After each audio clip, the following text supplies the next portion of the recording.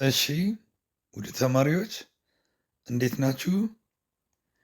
በዚህ ቪዲዮ some techniques of guessing the meanings of words ይዤላችሁ መጥቻለሁ።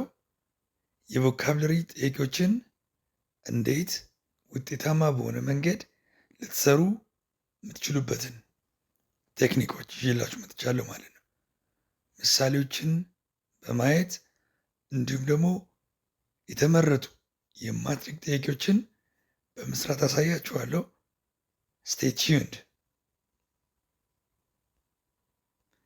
ኦኬ የመጀመሪያው ቴክኒክ ሲኖኒምስ ኤንድ አንቶኒምስ ክሉ ናቸው።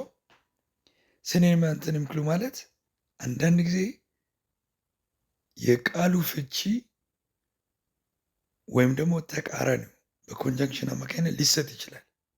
ለምሳሌ አንደኛውን ብናይ the world is full of small creatures but there are also a few massive creatures. Now what does massive mean? በዚህ ጥያቄ ማሲቭ ማለት ምንድን ነው? ማሲቭ must mean the opposite of small because the conjunction but joins opposite ideas. There is but የምትለውን አያችሁት አይደለ? The world is full of small creatures but there are also a few massive creatures. but አለ ማለት ተቃራኒ ሀሳብ አለ ማለት ነው። so ከበት በፊት small የሚል አለ small creatures፣ ከበት በኋላ ደግሞ massive creatures ተቃራኒ ናቸው። massive እና small ተቃራኒ ከሆኑ massive ማለት very big ማለት ነው ማለት ነው። እስኪ አንድ ጥያቄ እንጨምር በዚሁ። Most people are aware of the impacts of HIV/AIDS. The knowledge of the impact of HIV/AIDS helps in the fight against it.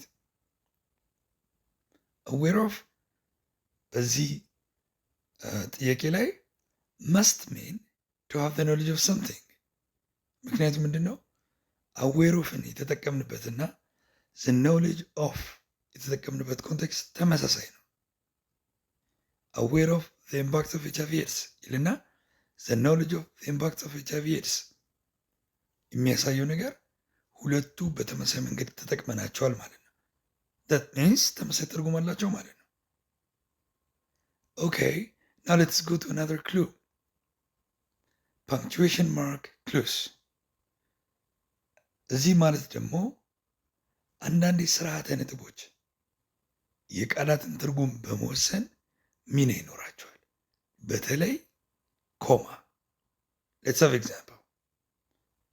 a person who receives a writ, a court order must obey it. writ means a court order. look, a person who receives a writ በኮማ የተቀመጠው a court order ይህ ማለት ሪት ምን እንደሆነ ወይም ስለ ሪት ተጨማሪ ነገር ተያያዥ ነገር የምናገሩ ነው ማለት ነው። so we can guess that ሪት ማለት ኮርት ኦርደር እንደሆነ መገመት እንችላለን። ይህ ምሳሌ ከማትሪክ ጥያቄዎች የተወሰደ ነው። የቀድሞ ማትሪክ ጥያቄዎች ውስጥ ማለት ነው። ምርጫ ውስጥ የተለያየ ፍቾች ይኖራሉ። አንሰሩ ኮርት ኦርደር ሆኖ አንዱ ምርጫ ውስጥ ነበረና so we can guess meanings like this. እስኪ አንድ ተጨማሪ the plaintiff, there is a comma, the person who claims to have lent the money to the defendant is furious with the verdict. what does furious mean? plaintiff mean? plaintiff በዚህ አገባብ በአንደኛው ላይ እንዳየነው should be the person who claims to have lent the money to the defendant. plaintiff በዚህ አገባብ ለዲፌንዳንቱ ብድር አበደርኩ ያለው ሰው ነው። plaintiff means a person who accuses another person of a crime. ከሳሽ እንደማለት ነው። ዲፌንዳንት ደግሞ ተከሳሽ ማለት ነው። So a comma helps us in guessing meanings of words. እስኪ ደግሞ ሌላ አይነት ክሉ ነኝ። ዴፊኒሽን ክሉ አንዳንድ ጊዜ ደግሞ በኮማ ብቻ ሳይሆን ኮማውም እያለ ዴፊኒሽን የሚሰጥበት ሁኔታ አለ። ብዙ የራቀ አጠቃቀም አይደለም፣ ከመጀመሪያው ጋር የተመሳሰለ ሊሆን ይችላል። እስኪ እንየው። The jury gave the verdict which is a decision on the disputed matter. The jury gave the verdict. ጁሪው ቨርዲክት ሰጥቷል፣ አስተላልፏል።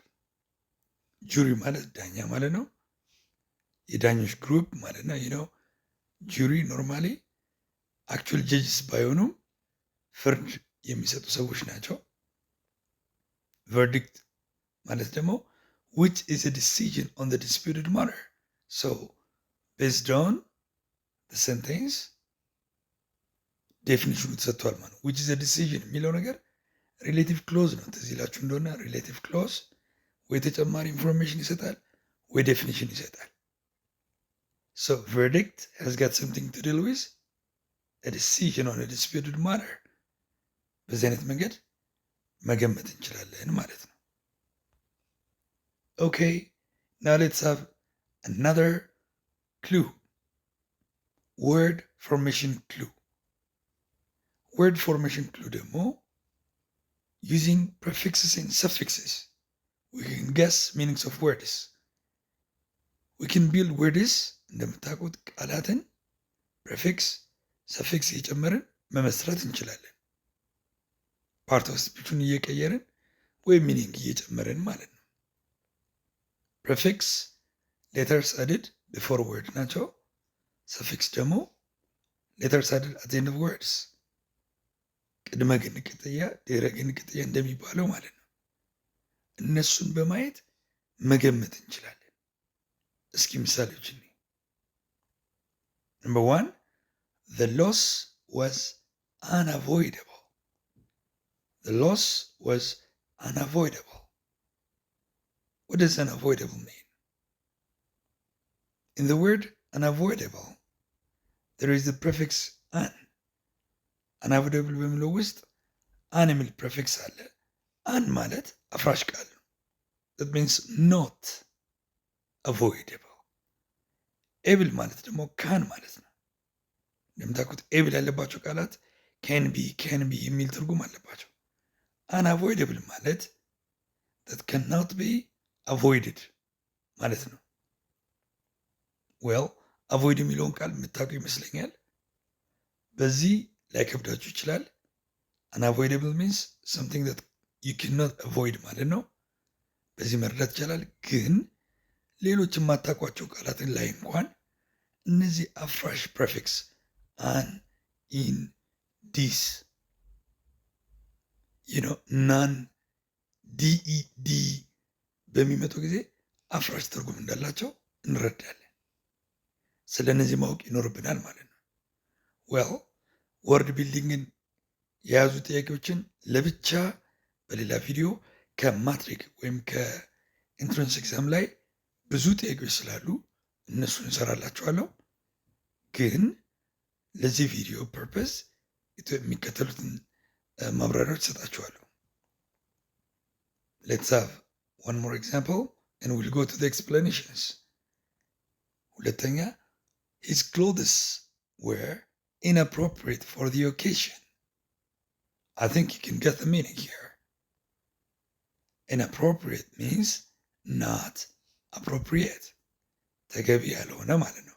in is the prefix which adds the negative meaning. Let's have something about prefixes. Normally prefixes ብዙ አይነት ናቸው። እነዚህን ግን ብታውቋቸው የበለጠ ትጠቀማላችሁ። ኔጌቲቭ ሚኒንግ አዲንግ ፕሬፊክስ ናቸው። ዲስ፣ አን፣ አይኤን፣ ዌል አይኤን አንዳንድ ጊዜ አይኤል፣ አይአር፣ አይ አም ይሆናሉ። እንደ ቃላቶቹ ሁኔታ ዲኢ ናን፣ እነዚህ ሁሉ ኖት ማለት ናቸው።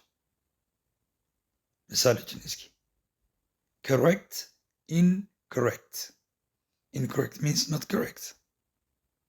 Regular, irregular. Irregular means not regular. Illiterate means not literate. That's from the word literate. The negative form, illiterate. There is IL. Mobile, immobile. Immobile means not mobile. Possible, impossible. Impossible means not possible. Many words have the prefixes dis and an to form the negative. አብዛኞቹ ቃላቶች የሚጨምሩት ዲስ እና አን ነው። ምሳሌ ውስጥ ያልሰጧችሁ ኮመን ስለሆኑ ነው። ለምሳሌ agree, disagree, like, dislike, connect, disconnect and many others. አንን በሚመለከት fair and fair, happy and happy. እነዚህ አብዛኞቹ ላይ የሚጨምሩ ናቸው። ስለ ኢን ግን ይህን ማወቅ አለባችሁ። ኢን ስትጨምሩ if the word begins with r በአር የሚጀምር ከሆነ ቃሉ ኢንን ወደ አይአር ትቀይራላችሁ። so it becomes ለምሳሌ regular, irregular, relevant, irrelevant, responsible, irresponsible. you see በአር ለሚጀምሩ አይአር ትጨምራላችሁ ወይም አይኤንን ወደ አይአር ነው የምትቀይሩት ማለት ነው። if the word begins with l you add il instead of in. so literate, illiterate, legal, illegal እንላለን ማለት ነው። በኤም የሚጀምር ከሆነ ላይክ ሞባይል አይኤም ነው የምንጨምረው። ሞባይል፣ ኢሞባይል፣ ሙቨብል፣ ኢሙቨብል፣ ሞርታል፣ ኢሞርታል፣ ሞራል፣ ኢሞራል እንደዚህ እንሰራለን። ኦልሶ በፒ ለሚጀምርም አይኤም ነው የምንጨምረው። በኤም እና በፒ ለሚጀምሩ ቃላት አይኤንን ወደ አይኤም ቀይረ ነው የምንሰራው ማለት ነው። well ይሄ ፓተርን ሁል ጊዜ አይሰራም። in most cases you apply this pattern. ለምሳሌ ሜሪድ የሚለውን ኢሜሪድ አይደለም አንሜሪድ ነው። so ኤክሴፕሽኖች አሉ ማለት ነው።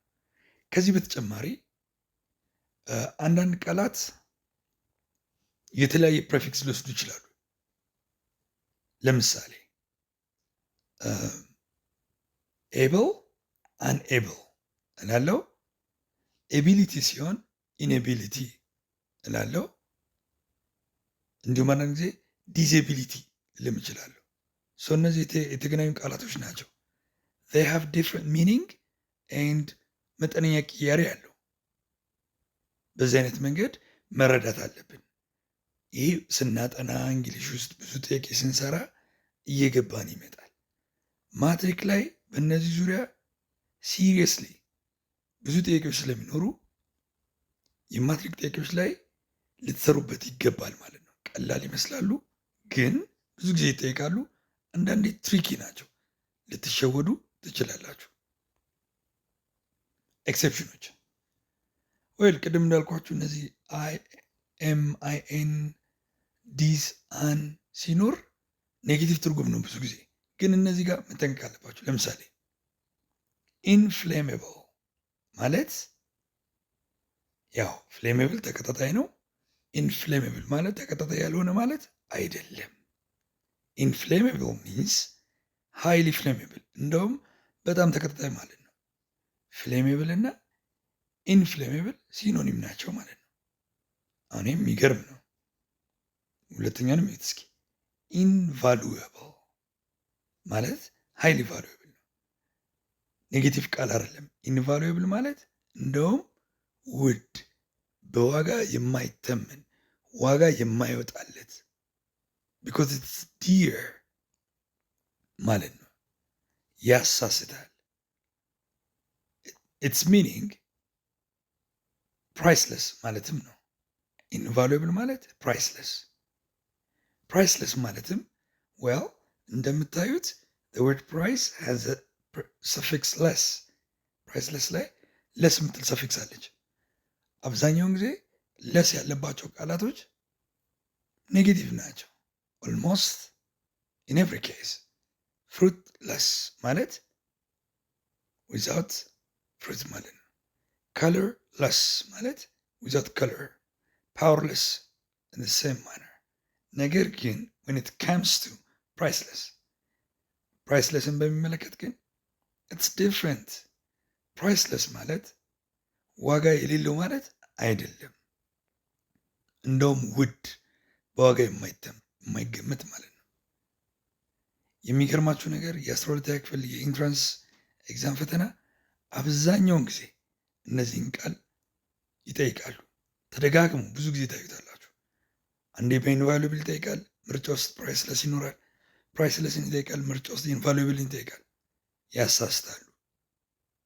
ይህን ቪዲዮ መከታተላችሁ ቢያንስ ይህን አቮይድ ታደርጋላችሁ ማለት ነው። ዌል ይህን ስንሰራ ለማትሪክ ይሁን እንጂ ኖርማሊ እንግሊሽ እስከተጠቀማችሁ ድረስ ፕሮፐር እንግሊሽ እንድጠቀሙ ይረዳል ማለት ነው። ፕራይስለስ ሚንስ ፕሪሺየስ ኦር ዲር ኦር ኮስትሊ። በነገራችን ላይ ኮስትሊ ማለት ውድ ማለት ነው። some people mistakenly say costly። አንዳንድ ሰው ለምሳሌ ይህ መጽሐፍ ውድ ነው ለማለት this book is costly እንላለን። we don't say this book is costly. that is wrong. we must say this book is costly. there is ly in it። እግረ መንገድ ይህንንም እየተማራችሁ እንግሊዝኛችሁን አሻሽሉ። ኦኬ ምሳሌዎች ልስጣችሁ እስኪ በእነዚህ 3 words።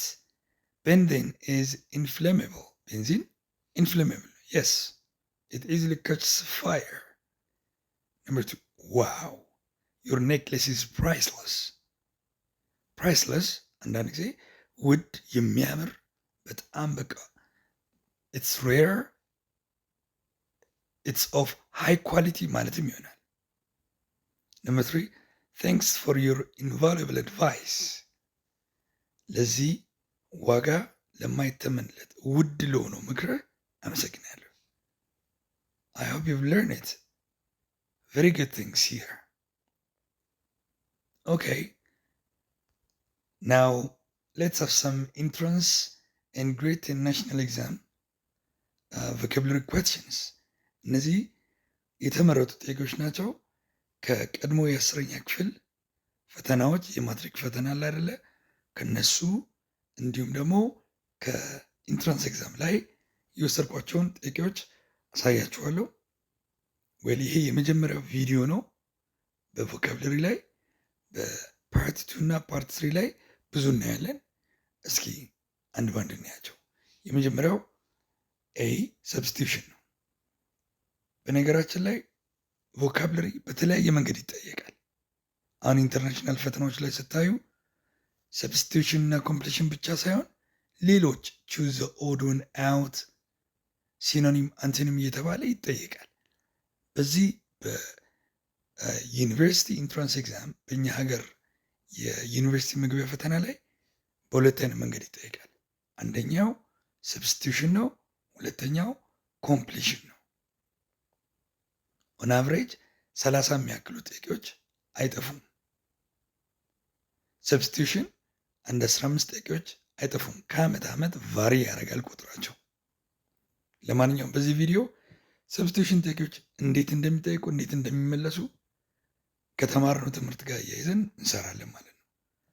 ትዕዛዙ ምን ይላል? ዳይሬክሽንስ choose the word which means the same as the underlined one in a sentence ወይም ደግሞ choose the word which best replaces the one underlined ሊሆን ይችላል። የተሰመረበትን ቃል የሚተካ ወይም ደግሞ ተመሳሳይ ፍቺ የያዘውን ምርጫ ምረጥ ነው የሚለው። እስኪ ጥያቄዎችን አንድ ባንድ እንያቸው። Number 1. The dromedary, like all other desert animals, can go for a long period without drinking water. Dromedary ማለት a kind of dormitory, no? A kind of desert animals, a machine for using deserts, no? A kind of well to draw water from, no? So which one? It says the dromedary, like all other desert animals. ከዚህ እንደምትረዱት ከኮማው ቀጥሎ ያለው like all other desert animals ማለት ልክ እንደ ሌሎቹ ዴዘርት አኒማልስ ሁሉ ካለ ድሮሜደሪ እሱም የዴዘርት አኒማል አይነት ነው ማለት ነው። አዘር ዴዘርት አኒማልስ ስላለ ሌሎች ዴዘርት አኒማልስ አሉ like them ካለ it's one of them. We may not know the meaning of dromedary, but we can understand that way. So the expression like all other animals is very good clue. Punctuation clue አለ ማለት ነው እዚህ ጋር። You see? So the correct answer is B. Let's go to second question. His narrative is fictitious. It did not bear this in fact. Options: changeable, important, colorful, imaginary. የተሰመረበት ቃል fictitious ሲነበብ not fictitious but fictitious ምን ማለት ነው? ከኮማ ቀጥሎ ያለው ነው እስኪ it had no basis in fact ምንም መሰረት የለሽ መሰረት የሌለው ነው ይላል። መሰረት የለሽ ከሆነ that means it is something unreal, something imaginary, እውነታ ያልሆነ ዝም ብሎ ሀሳብ ብቻ ወይም የፈጠራ ማለት ነው። ካሉት ምርጫዎች ውስጥ ዲ ላይ ያለው ትክክለኛውን መልስ ይሰጣል ማለት ነው። if something is fictitious then that's fake, that's something made up ማለት ነው። let's go to number 3. Great Britain took a pro-American position on attacking terrorists after the bombing of the Twin Towers. The question is, pro-American ማለት ምን ማለት ነው? A. Not an American ማለት ነው። B. In favor of American ማለት ነው። C. Appropriate ማለት ነው። D. Opposed to American ማለት ነው። well ይህን ለመረዳት አንደኛውን ቅድም ከተማርናቸው ክሎች ውስጥ አፕላይ እናደርጋለን። the meaning of pro መቼም አሜሪካን ምን እንደሆነ እናውቃለን። pro አሜሪካን the prefix pro ማለት in favor of or supporting የሚል ትርጉም አለው። so pro something ከተባለ የተጠቀሰውን ነገር የሚደግፍ ማለት ነው። so pro አሜሪካን ማለት supporting American or in favor of American ማለት ነው። ስለዚህ ይሄ ምንድን ነው? ወርድ ፎርሜሽን ክሉ ወይም ደግሞ ፕሬፊክሱ ረዳን ይህን ትርጉም ለማወቅ ማለት ነው። so the correct answer is B. Number 4. The argument is flawed and the conclusion doesn't follow from the premise. flawed ማለት ምን ማለት ነው? ፐርፌክት ነው፣ ክሬዲብል ነው፣ ሳውንድ ነው፣ ፎልቲ ነው። ያው ፐርፌክት ስህተት የሌለው ሕጸጽ አልባ ማለት ነው። ክሬዲብል ማለት የሚታመን ነገር ሊታመን የሚችል ስቶሪ ማለት ነው። ሳውንድ ማለት ሪዝነብል ማለት ነው። ፎልቲ ስህተት ያለበት ማለት ነው። ሰው ምንድን ነው? ሌትስ ሲ the argument is flawed and the conclusion doesn't follow from the premise. It says the conclusion doesn't follow from the premise. ምን ማለት ነው? ማጠቃለያው መጀመሪያ ከተሰጠው ከፕሬሚሱ ከስቴትመንቱ ኢሬሌቫንት አይገናኝም፣ ዳዝንት ፎሎ ይላል። ስለዚህ እንዲህ አይነት አርጊሜንት ምን ይባላል? መከራከሪያው ነጥብና ማጠቃለያው የተለያየበት ነገር ምን ይባላል? ኢትስ ፍላውድ ስህተት ነው ማለት ነው። ኢሮኒየስ ነው ማለት ኢረር አለበት ማለት ነው። ኢትስ ጋት ፍሎውስ ፍሎ አለበት ማለት ነው። ፍሎውድ ነው ማለት ነው። ፍሎ ማለት ሚስቴክ ኦር ፕሮብሌም ማለት ነው።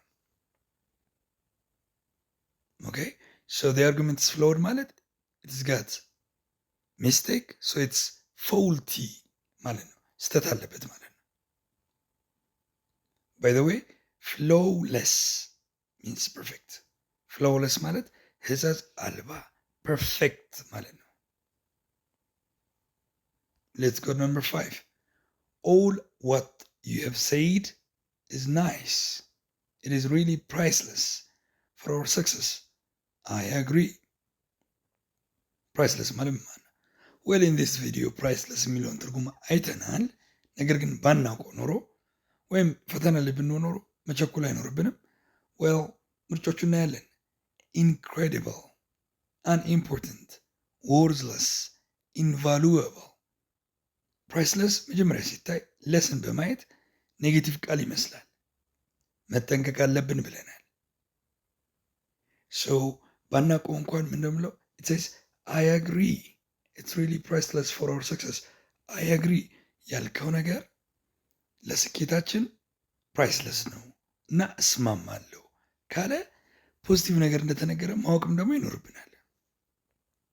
ስለዚህ ቢ አንኢምፖርታንት ሊሆን አይችልም። ሲ ወርዝለስ ሊሆን አይችልም። ምክንያቱም እንደዛ ቢሆን ኖሮ አይቀበልም፣ አያግሪ አይልማ።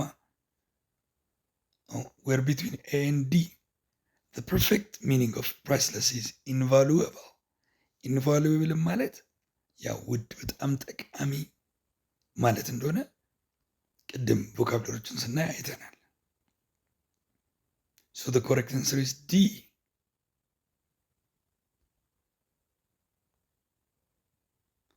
Okay, let's go to number 6. These people are so mean that they hardly give anything to charity. በዚህ ጥያቄ ላይ ደግሞ የምናየው ሚን ምን ማለት ነው? Is it selfish, rude, unsociable, or unfriendly? well ከቮካብለሪው ቀጥሎ የተሰጠው ነገር እኔ they're so mean that they hardly give anything to charity. የዚህን ትርጉም ለመረዳት they hardly give anything to charity የሚለው ማወቅ ይኖርብናል። that's key expression. they hardly give anything to charity ምን ማለት ነው? ለቻሪቲ ወይም ለበጎ ተግባር ምንም አይሰጡም ወይም ኦልሞስት ምንም አይሰጡም ማለት ነው። ሃርድሊ የሚለው ቃል ኔጌቲቭ ወርድ ነው። ብዙ ጊዜ ኔጌቲቭ ስንል ኖ፣ ኖት፣ ንን ያለበት ብቻ አይደለም መገመት ያለብን። አንዳንዴ ፖዚቲቭ የሚመስሉ ግን ትርጉማቸው ኔጌቲቭ የሆኑ ቃላት አሉ። ከነዛ መሃል ሃርድሊ፣ ቤርሊ፣ ስኬርስሊ፣ ፊዩ፣ ሊትል የሚያስተላልፉት ትርጉም ኔጌቲቭ ነው። ይህን ካወቅን ይህን ከተረዳን ለመገመት አይከብድንም። እና ገንዘብ ካልሰጡ ለበጎ አድራጎት ምንም ነገር የማይለግሱ ከሆነ ሰዎች ወይ ሲስተም ናቸው ወይ የላቸውም ልንል ነው። ከምርጫዎች ውስጥ ተቀራራቢ ትርጉም ያለው ከዚህ ጋር ሰልፊሽ ነው። ሰልፊሽ የሆነ ሰው ለሌላው አይሰጥም፣ አያስብም። ሰው ሚን መስት ሚን ሰልፊሽ። በዚህ ካሉት ምርጫዎች ውስጥ የተሻለ ትርጉም ያለው እሱ ነው። so the best answer is A. ሩድ ማለት ፖላይት ማለት ነው፣ ነውረኛ ማለት ነው። አንሶሽብል ተግባቢ ያልሆነ ማለት ነው። አንፍሬንድሊም ያው ፍሬንድሊ ያልሆነ ማይቀራረብ ማይግባባ ማለት ነው።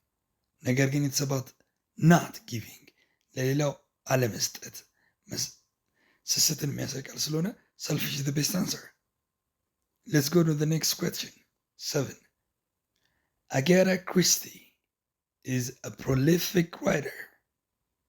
She has written a lot of books. Prolific ማለት ምን ማለት ነው? A. Producing many. B. Kind. C. Religious. D. Politician. Well, in this question, the second sentence is very helpful. ሁለተኛ አረፍተ ነገር በጣም ይጠቅመናል. It says, she has written a lot of books. ብዙ መጽሐፍ ጽፋለች. So she is a prolific writer. እና prolific writer ነች. ፕሮሊፊክ ማለት ብዙ ስራ ያለው፣ ብዙ የሰራ፣ ብዙ ፕሮዲውስ ያደረገ ማለት ነው። ቢካዝ አጋታ ክሪስቲ has written a lot of books ብዙ ጽፋለች እና እሷ ፕሮሊፊክ ራይተር ነች። ፕሮሊፊክ ማለት አንድ ባለሙያ ብዙ ስራዎች ሲሰራ፣ ለምሳሌ ፕሮሊፊክ ሲንገር ከተባለ ብዙ ዘፈኖች የዘፈነ፣ ፕሮሊፊክ ስትራይከር ከተባለ ኢን ፉትቦል ብዙ ጎል የሚያስቆጥር ማለት ነው። ሶ ፕሮሊፊክ የሚለው እንዲህ አይነት ትርጉም አለው። ሶ the best answer is A. Prolific means producing many works. Let's go to number 8. Modern medicine has a treatment for most of human ailments, such as TB and malaria. Ailments ምን ማለት ነው? Relations ነው? Medicines ነው? Advancements ነው? Diseases ነው? ምንድን ነው? What is the keyword here? The conjunction, maybe the link, the marker, such as. The word such as introduces examples. ምሳሌ ከመስጠታችን በፊት such as, for example, for instance እንላለን እና ምሳሌዎቹ ምንድን ናቸው? ቲቢ ኤንድ ማሌሪያ እና ከሰች as በፊት ያለውን ቃል ነው። human elements such as ቲቢ ኤንድ ማሌሪያ። so elements እና ለኤሌመንትስ ምሳሌ የተሰጡ ቲቢ እና ማሌሪያ ከሆነ ቲቢ እና ማሌሪያ ዲዚዝ ናቸው። ሶ ኤሌመንትስ የሚለው ዲዚዝ ማለት ነው ማለት ነው። ኦር ካይንድ ኦፍ ዲዚዝ ነው ማለት ነው። ምክንያቱም ምሳሌዎቹ ቲቢ እና ማሌሪያ ናቸው። ሶ ከምርጫ ውስጥ ዲዚዝ የሚል ስላለ ምርጫ ዲ መልስ ይሆናል ማለት ነው። ኤልመንትስ this is not aliment, this is not element, but it says ailments. ዲዚዝ ማለት ነው። Let's go to number 9. The story was too somber. I prefer something with happier setting. Somber ማለት ምን ማለት ነው? lengthy ነው? noisy, sleepy, or sad? ለዚህ ጥያቄ ቤስት ክሉ የሚሆነው the second sentence. I prefer something with happier setting. ምን ማለት ነው? እኔ happier setting ያለው አስደሳች ሴቲንግ ያለውን እመርጣለሁ ይላል። that means ይሻለኛል ካለ ይሄኛው ስቶሪ happier setting የለውም ማለት ነው። ይሄኛው ስቶሪ ሶመር ነው ካለ ሶመር ማለት happier setting የለውም ማለት ነው። you see I prefer something with a happier setting. እኔ የሚመርጠው happier setting ነው ከዚህኛው ይልቅ because ይሄ ሶመር ነው ይላል። not happier setting. that means sad. summer must mean sad. summer በዚህ አረፍተ ነገር sad ነው ማለት ነው። ይህን ማጠቃለል እንችላለን። so D is the correct answer. Let's go to number 10. The professor was in a meditative mood. He was not aware of anyone around him. ፕሮፌሰሩ ሜዲቴቲቭ ሙድ ውስጥ ነው። he was not aware of anyone around him. so ሜዲቴቲቭ ማለት ምን ማለት ነው? ሆስታይል ነው? sad, happy or thoughtful? well እዚህም ሁለተኛ አረፍተ ነገር በጣም በቂ ክሉ ይሰጠናል። he was not aware of anyone around him. አጠገቡ ያሉትን አንዳቸውን እንኳን አላስተዋለም ካለ ሰውየው ተመስጧል ወይም አትኩሮቱ እዛ አይደለም ማለት ነው፣ ሩቅ ነው ማለት ነው። you see so the word meditative የግድ ምን ማለት ነው ማለት ነው? ፕሮፌሰሩ ሀሳብ ውስጥ መሆኑን የሚያሳይ ቃል ነው። ሆስታይል ማለት አንፍሬንድሊ ማለት ነው፣ ጸበኝነት። ሳድ ያዘነ ነው፣ ሃፒ የተደሰተ። ቶትፉል ከሆነ ሀሳብ ውስጥ የተመሰጠ ነው ማለት ነው። so the best answer is D. Let's go to number 11. The photograph of the demonstration showed the scene explicitly. Nothing was left to our imagination. since we were able to understand everything in the picture. What does explicitly mean? A. Partly, B. Shortly, C. Clearly, D. Wrongly. Partly ማለት በከፊል ነው። ሌሎቹን የምታውቁ ይመስለኛል። So explicitly ምን ማለት ነው? ሲኑን፣ ትዕይንቱን፣ ፎቶግራፉ ኤክስፕሊሲትሊ ነው ያሳየው እና ሁለተኛ አረፍተ ነገር ላይ ይላል we were able to understand everything in the picture. በፒክቸሩ ላይ ሁሉን ነገር ማየት ችለናል ነው የሚለው። we were able to understand everything. ሁሉ ነገር ማየት የቻልነው ለምንድን ነው? because it was clear. ፎቶግራፉ ክሊር ስለነበረ ነው። so explicitly የግድ ምን ማለት ነው ማለት ነው? clearly ማለት ነው ማለት ነው። Number 12. The audience immediately responded to the performance more contemporary actors and actresses instead of those from the early days. Here the question is contemporary. What does contemporary mean? Recent no, accommodating no, previous no, ወይስ immediately ነው? ወል በዚህ ጥያቄ ላይ እንደምንረዳው ከኮንጃንክሽኑ ከኤንድ በኋላ ያለውን እናያለን ማለት ነው። The audience immediately respond አድርጓል to the performance of more contemporary actors and actresses instead of those from the early days. በዚህ ጥያቄ ውስጥ the keyword is instead of የምትለዋ ነች። instead of those from the early days. instead of ማለት በምትኩ በዚያ ፈንታ ማለት ነው። አማራጭን የሚያሳይ ነው። የተለያየ አማራጭ instead of those from the early days ማለት ምን ማለት ነው? ከድሮዎቹ ይልቅ ኮንቴምፖራሪ አክተሮችንና አክትረስን አክተር ወንድ ነው፣ አክትረስ ሴቶች ናቸው። የቅርብ ጊዜ ኮንቴምፖራሪ አክተሮችን ነው ኦዲየንሱ ሪስፖንድ የሚያደርገው ነው። ስለዚህ የድሮዎቹን ካልሆነ ኮንቴምፖራሪዎቹን ነው። ኮንቴምፖራሪ የግዴታ ምን ማለት ነው ማለት ነው? የአሁን ጊዜ ወይም የቅርቦቹን ለማለት ነው። ቢኮዝ አማራጭ ከሰጠ ከድሮዎቹ ይልቅ ካለ የአሁኖቹን ማለቱ ነው። ኢን እንግሊሽ ሪሰንት የሚለው ይሆናል ማለት ነው። ሶ the correct answer is A. Well, dear students, we have now come to an end of this video.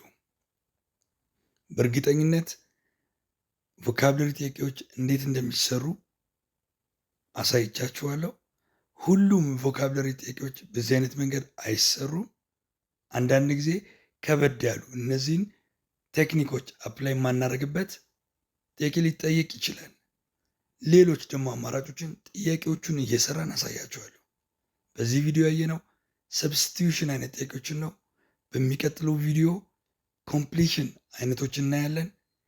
ተከታታይ ሶስተኛ ፓርት ላይ ደግሞ ወርድ ቢልዲንግን የያዙ ኢዲዮማቲክ ኤክስፕሬሽኖችን፣ ፍሬዛል ቨርቦችን እንዲሁም ከባባድ ቃላቶችን ኮንፊውዚንግ ወርድ ፔር ያለባቸውን ቪዲዮ በተከታታይ አፕሎድ አደርግላችኋለሁ።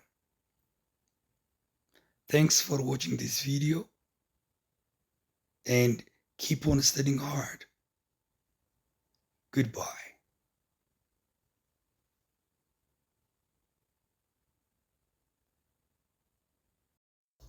Well, ቪዲዮን እንደወደዳችሁት ተስፋ አደርጋለሁ። If you really like it, please like, share and subscribe. Thank you.